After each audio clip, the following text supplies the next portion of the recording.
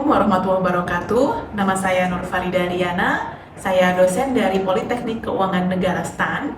Kali ini saya akan membuat pernyataan diri dosen untuk kerja Tridharma Perguruan Tinggi PDD UKT PT untuk tahun 2024 di bidang pengajaran.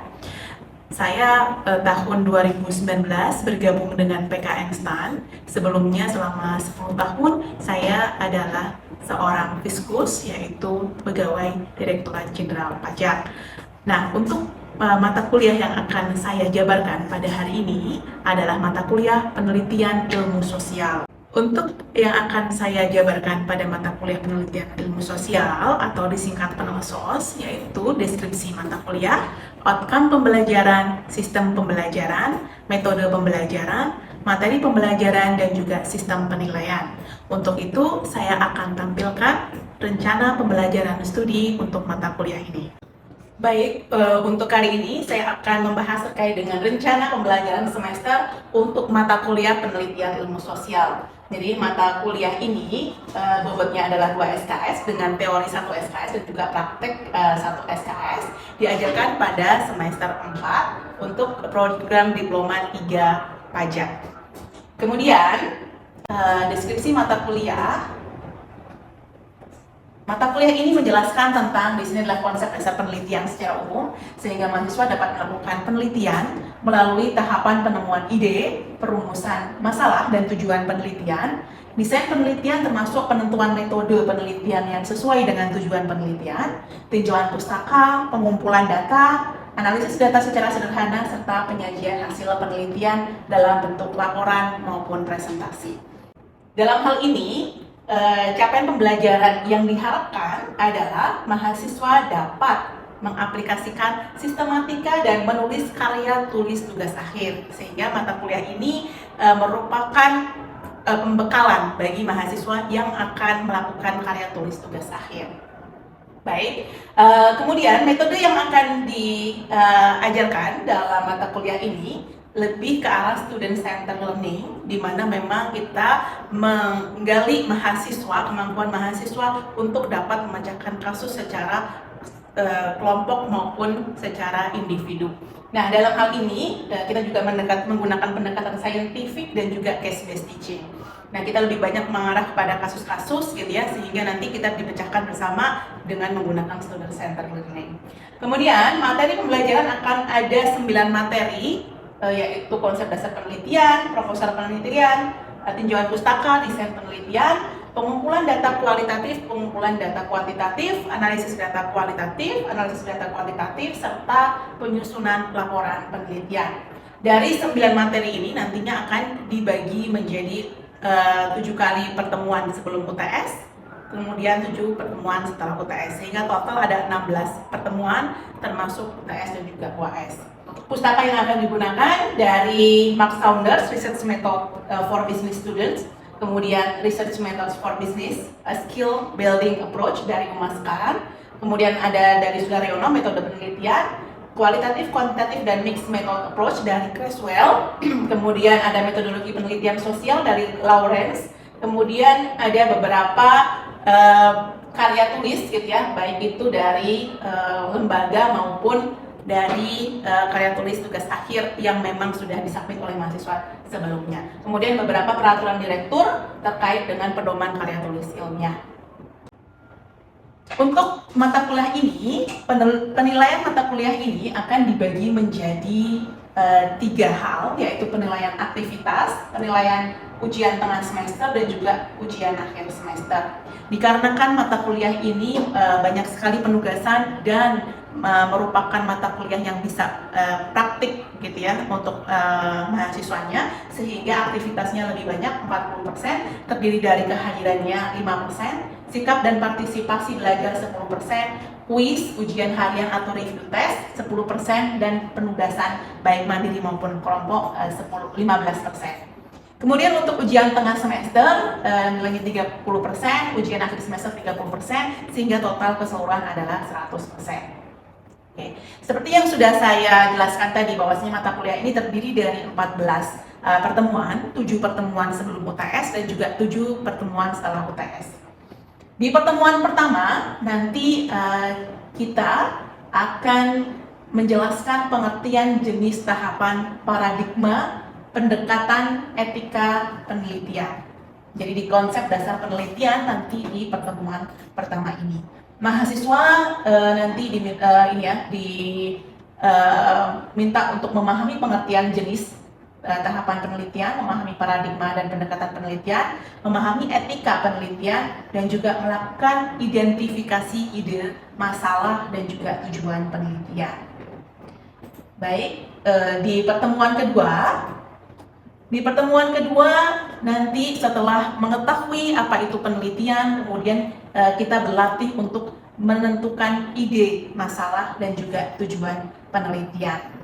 Jadi nanti mahasiswa diminta untuk berdiskusikan mengenai ide, masalah, dan tujuan penelitian yang telah ditemukan di pertemuan 1 gitu ya. Di pertemuan 1 kita sudah memberikan penugasan terkait dengan penemuan ide bagi mahasiswa. Kemudian kita bahas di pertemuan 2 ini. Kemudian di pertemuan kedua ini, di pertemuan berikutnya, di pertemuan kedua nanti kita sudah memberikan kegiatan untuk bedah proposal gitu ya, karena mahasiswa akan diminta untuk menemukan ide sehingga sudah diberikan contoh-contoh dari proposal penelitian terdahulu. Di pertemuan ketiga, di sini setelah menemukan ide, lalu mahasiswa diajarkan untuk mencari tinjauan literatur atau tinjauan pustaka. Jadi tidak hanya mencari, tetapi mengevaluasi apakah mana saja yang memang literatur yang sesuai dengan ide penelitiannya, kemudian disajikan dengan menuliskan tinjauan literatur tersebut sesuai dengan peraturan direktur, yaitu kita menggunakan APA gitu ya, untuk APA style untuk penulisan sitasi dan juga daftar pustakanya. Nah, di sini diajarkan juga terkait dengan sitasi, kemudian juga terkait dengan plagiarisme, sehingga mahasiswa diminta untuk parafrase, gitu ya, memparafrase tulisan-tulisan ke dalam tinjauan pustaka. Nah, ini tugas kelompoknya.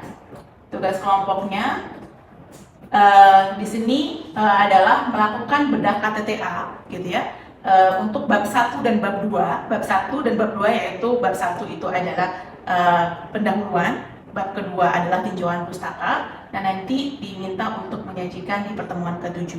Nah, di pertemuan ke-7 nanti kita akan bahas gitu ya, hal-hal yang memang kekurangan dan juga kelebihan KTTA yang dibedah, sehingga nanti mahasiswa bisa belajar dari kesalahan-kesalahan mahasiswa terdahulu, lalu kemudian mengadopsi juga kelebihan-kelebihan dari penemuan-penemuan dari bedah KTTA ini. Baik, di pertemuan keempat di sini pokok bahasanya adalah desain penelitian. Jadi di sini mahasiswa diajarkan untuk mengetahui jenis-jenis desain penelitian. Ada penelitian kualitatif, kuantitatif, dan juga mixed method gitu ya. Dan bagaimana strategi risetnya mereka. Kalau misalkan memang nanti riset kualitatif gitu ya, berarti nanti strateginya misalkan akan melakukan wawancara. Terus kemudian untuk riset kuantitatif nanti mereka akan menyebarkan kuesioner gitu ya, ataukah hanya menggunakan data sekunder seperti itu. Nah, di sini di sini mengerjakan tugas kelompok nanti di lampiran gitu ya, untuk tugas kelompok di pertemuan keempat ini. Kemudian pertemuan kelima kita masuk di pokok bahasan pengumpulan data kualitatif, yaitu data primer melalui observasi dan wawancara. Mahasiswa diberikan contoh wawancara yang baik gitu ya, diberikan video, kemudian diminta untuk praktik di kelas untuk wawancaranya. Kemudian ada juga terkait dengan data sekunder berkaitan dengan pengumpulan data kualitatif, semisal melalui data-data medsos gitu ya. Nah, ini konten analisis. Nah, ini yang akan diajarkan di pertemuan kelima. Nah, di sini mahasiswa diminta untuk penugasannya adalah mengerjakan transkrip dari wawancara yang telah dilakukan di kelas. Jadi di kelas dibuat kelompok 2 orang menjadi narasumber dan juga pewawancara, kemudian ada 1 orang yang mengobservasi. Nah, dari situ kemudian diminta untuk membuat transkrip wawancara. Baik, di pertemuan ke-6 pengumpulan data kuantitatif. Di sini mahasiswa diajarkan terkait dengan variabel, kuesioner, hipotesis, sampel, populasi, sumber data sekunder. Jadi di pertemuan ini mahasiswa diajarkan untuk membuat contoh kuesioner, baik dari ide penelitian mereka maupun dari penelitian yang lain gitu ya, yang menurut mereka memang bisa untuk dicari menggunakan kuesioner, dipecahkan masalahnya dengan menggunakan kuesioner. Nah, kemudian di sini tugasnya adalah tugas kelompok juga. Tugas kelompok di sini adalah membuat kuesioner sesuai dengan materi ataupun tema gitu ya yang memang ditentukan oleh dosen masing-masing. Baik, silakan. Kemudian di pertemuan ke-7 gitu ya, ini kita melakukan bedah KTTA seperti tadi yang sudah ditugaskan di pertemuan kedua. Jadi mahasiswa sudah diberikan sejumlah KTTA gitu ya, yang dikerjakan kelompok gitu ya. Mahasiswa diminta untuk menganalisis, mengevaluasi gitu ya KTTA tersebut dari sisi kekurangan dan kelebihannya. Mahasiswa diberikan KTTA yang memang karya tulis tugas akhir yang mendapatkan nilai bagus, yaitu nilai A, dan juga nilai yang kurang, baik itu C maupun B plus maupun B minus, seperti itu. Jadi ada 2 tiap kelompok sehingga mereka bisa untuk menampilkan di pertemuan ke-7 ini, supaya belajar terkait dengan apa-apa aja yang memang bisa dilakukan ataupun diadopsi gitu, yang mana-mana yang tidak dilakukan, tidak harus dilakukan. Baik. Setelah pertemuan ke-7, pertemuan ke-8 adalah evaluasi tengah semester, gitu ya, ujian tengah semester. Di pertemuan ke-9 dan 10, namun sebelumnya sudah kita beritahukan kepada mahasiswa bahwa di pertemuan ke-9 dan 10 ini merupakan mengaplikasikan sistematika proposal KTTA. Mereka melakukan presentasi proposal KTTA sesuai dengan ide dari masing-masing mahasiswa. Jadi di sini sebelum nanti ketemu dengan dosen pembimbing, di mata kuliah ini sudah diberikan masukan-masukan terkait dengan proposal KTTA dari masing-masing mahasiswa. Sehingga nanti ketika bertemu dengan dosen pembimbing, mahasiswa sudah cukup bekal untuk mempertahankan ide gitu ya, jika memang idenya bisa dieksekusi ataupun bisa untuk sudah tidak dengan tangan kosong menghadap dosen pembimbing, seperti itu. Kemudian di pertemuan ke-11 di sini mengaplikasikan analisis data kualitatif ya. Jadi untuk analisis data kualitatif ini kita ajarkan mahasiswa terkait dengan analisis tematik dan juga analisis isi atau konten. Jadi di sini nanti mahasiswa diajarkan untuk mengcoding gitu ya, kemudian menghasilkan tema-tema dari transkrip wawancara yang telah di-coding tersebut. Nah, di pertemuan ke-11 ini mahasiswa diberikan PR gitu ya, ataupun tugas gitu ya, untuk menyajikan hasil analisis data secara tertulis dari PR tugas sebelum UTS, yaitu membuat transkrip wawancara. Di pertemuan ke-11 ini nanti mahasiswa diminta untuk menyajikan hasil data tersebut secara tertulis dan dikumpulkan secara individu. Baik, di pertemuan ke-12 ini kita akan mengadakan kuliah umum terkait dengan analisis kualitatif dan bagaimana melakukan analisis data. Setelah kita berikan bekal di pertemuan ke-11, di pertemuan ke-12, mahasiswa akan mendapatkan materi dari narsum dari luar PKN STAN untuk praktik melakukan analisis kualitatif secara bersama-sama dari materi yang telah disampaikan oleh narasumber. Kemudian di pertemuan ke-13, di sini mengaplikasikan analisis data kualitatif gitu ya, pokok bahasan analisis data kuantitatif. Di kuantitatif ini mahasiswa diajarkan untuk menyajikan tabel dan grafik, statistik deskriptif dan juga cross tabulasi. Dikarenakan karena mahasiswa D3, diploma 3 gitu ya, diploma 3 hanya sampai ke penyajian analisis statistik deskriptif saja, sehingga tidak kita menggunakan analisis statistik secara inferensial. Di pertemuan ke-13 ini mahasiswa diberikan tugas untuk membuat penyajian data sesuai dengan data yang diberikan oleh dosen masing-masing. Di pertemuan ke-14, di sini kita menyusun laporan penelitian. Jadi di sini kita akan membedah gitu ya, per direktur PKN STAN tentang pedoman karya tulis gitu ya. Terus kemudian akan diberikan tips and trick terkait dengan kesalahan penulisan yang sering terjadi, sehingga mahasiswa bisa untuk belajar gitu ya dari kesalahan-kesalahan tersebut gitu ya. Terus kemudian kita memberikan materi berkaitan dengan bagaimana cara penulisan KTTA yang bagus. Kemudian di pertemuan ke-15, ini kita mengadakan kuis gitu ya, di pertemuan terakhir sebelum kita melakukan UAS.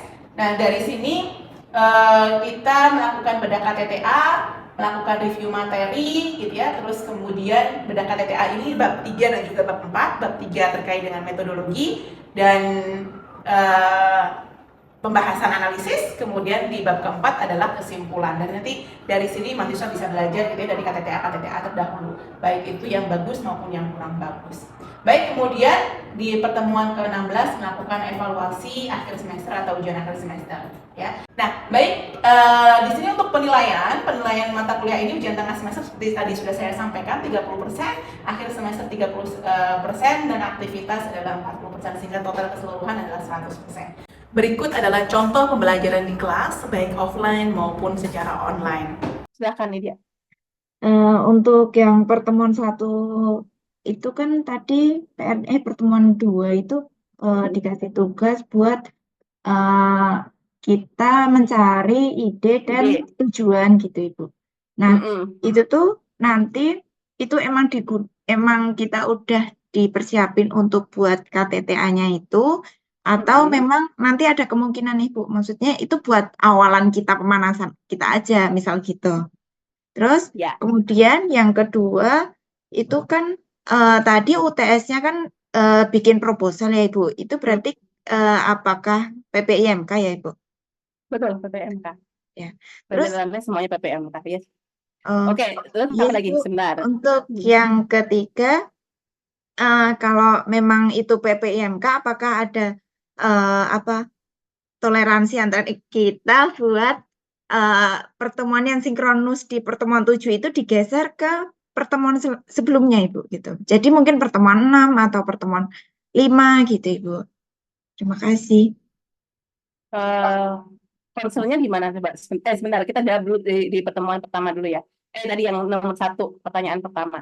Yang nomor 1 gitu ya, jika memang teman-teman itu sudah fix, misalkan dari semua sekarang, wah saya udah mencari-cari ini, pokoknya nanti saya akan pakai ini gitu ya sebagai KTTA saya.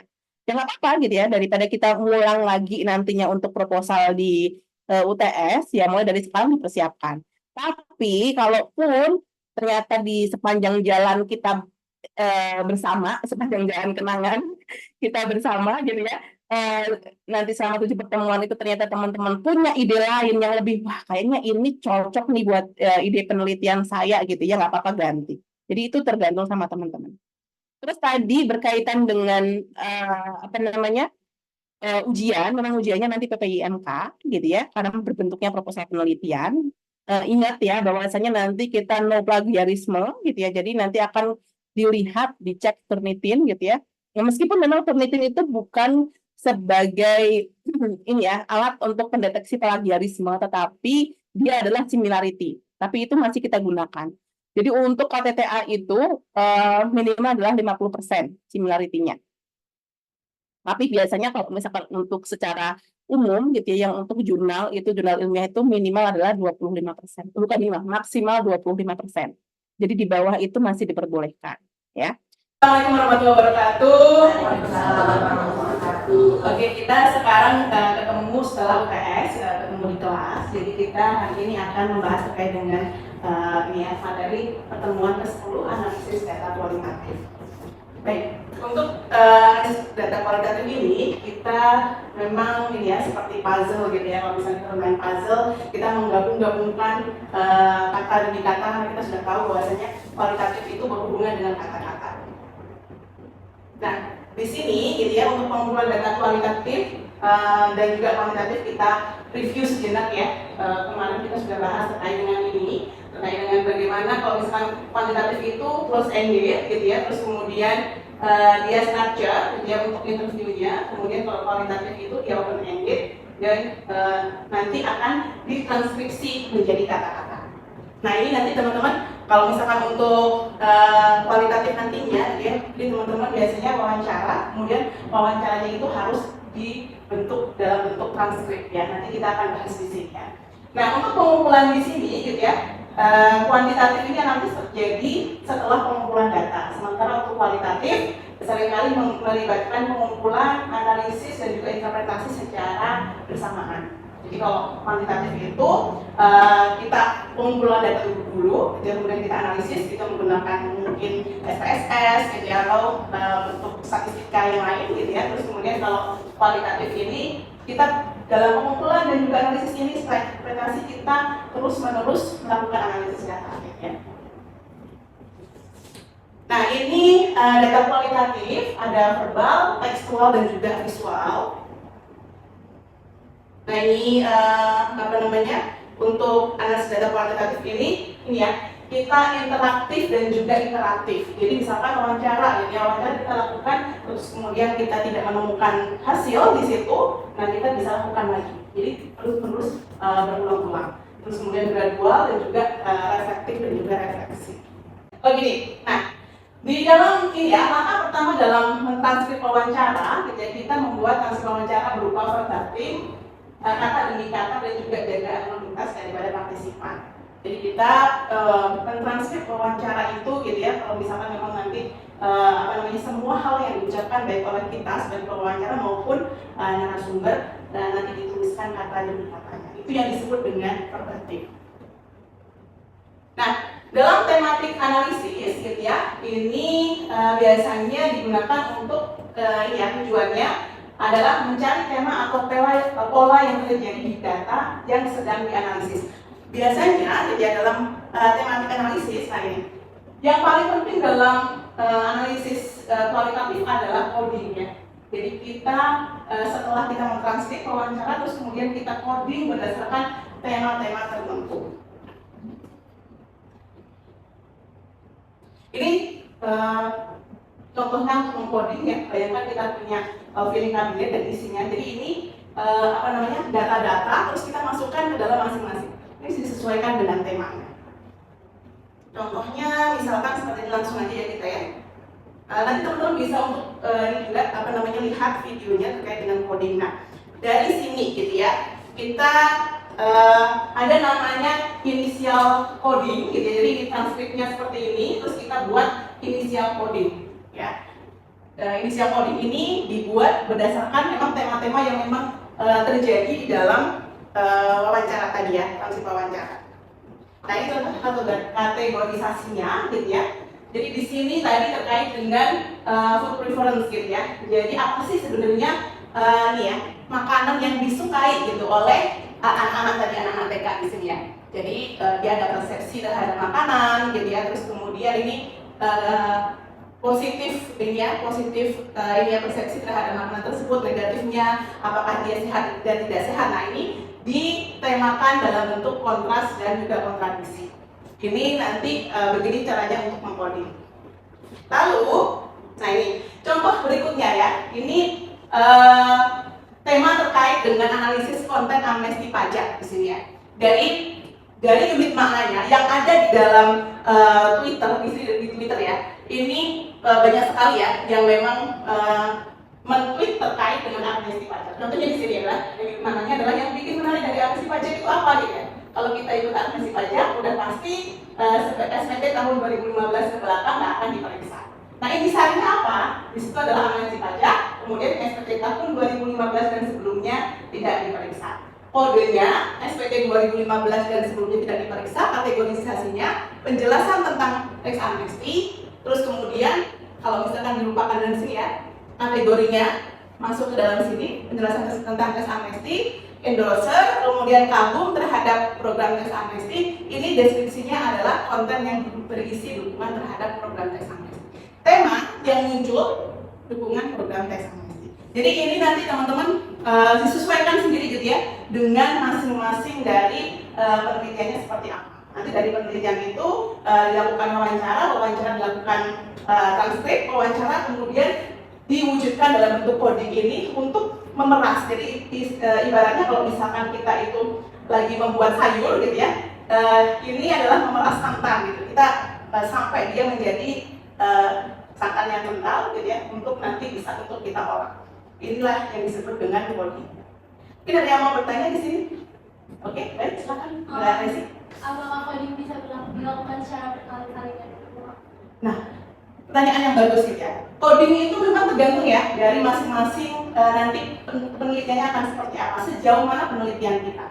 Jadi kalau misalkan penelitian itu kita belum menemukan tema ataupun tadi ya intisari gitu ya, yang memang menjadi tujuan daripada penelitian kita gitu ya. Nah itu berarti harus dilakukan lagi. Jadi nggak hanya biasanya memang dilakukan itu initial coding dan final coding minimal 2 kali gitu ya. Tapi kalau misalkan belum sampai menemukan intisari daripada ini tadi transkrip wawancaranya, dilakukan lagi berkali-kali sampai dia memang puas gitu ya si peneliti ini terkait dengan hasil penelitian. Jadi memang tergantung dari peneliti dia akan melakukan berapa kali coding. Oke. Ada lagi yang mau ditanyakan? Ya, Yusuf silakan. Tadi saya tertarik di bagaimana koordinator itu berkaitan dengan kata-kata dan transkrip ya. Namun kan kalau di lapangan ketika wawancara pasti informan juga ada kata-kata yang dilakukan seperti mungkin batuk ataupun kata-kata yang seperti feeling gitu, feel kata, apakah itu wajib juga ditranskrip atau bagaimana? Oke, baik. Ada mungkin yang mau membantu? Oke, baik. Terima kasih Mas Yusuf ya pertanyaannya. Jadi begini ya, terkait dengan transkrip wawancara gitu ya. Transkrip ini verbatim, kata demi kata gitu ya. Jadi memang semua hal yang terjadi dan situasi yang terjadi di dalam ketika kita wawancara itu harus dituliskan. Jadi misal contohnya gitu ya, kita sedang wawancara, terus kemudian Yusuf wawancara pas gitu ya. Terus kemudian oh sebentar ya, gitu batuk. Dituliskan di situ gitu ya, dan kurung batuk. Demikian pula kalau misalkan kita wawancara orang yang memang dia tidak dengan bahasa Indonesia gitu ya. Misalkan contohnya ada bahasa Jawa gitu ya. Seyo gitu misalkan contohnya seperti itu ya. Seyo ke toilet sebentar gitu. Berarti seyo itu dituliskan juga gitu. Berarti seyo itu sebentar gitu. Misalkan seperti itu. Ada di dalam kurungnya. Supaya apa? Supaya memang jelas apa yang terjadi pada saat itu. Karena memang kondisi daripada narasumber gitu ya, ataupun informan yang kita wawancarai itu kan akan berbeda-beda dan itu akan menjadi salah satu poin juga untuk analisis. Itu menjadinya misalkan ketika kita wawancara gitu ya, terus kemudian ada tamu datang, berarti kan ke-distract ya gitu ya. Nah ini juga akan mempengaruhi gitu. Atau mungkin ternyata narasumber kita atau informan kita dipanggil oleh bosnya gitu. Nah ini hal-hal yang seperti ini harus dituliskan juga gitu ya di dalam transkrip wawancara. Oke, mungkin itu aja ya yang bisa saya sampaikan. Kurang lebihnya saya mohon maaf. Saya akhiri. Wassalamualaikum warahmatullahi wabarakatuh. Waalaikumsalam.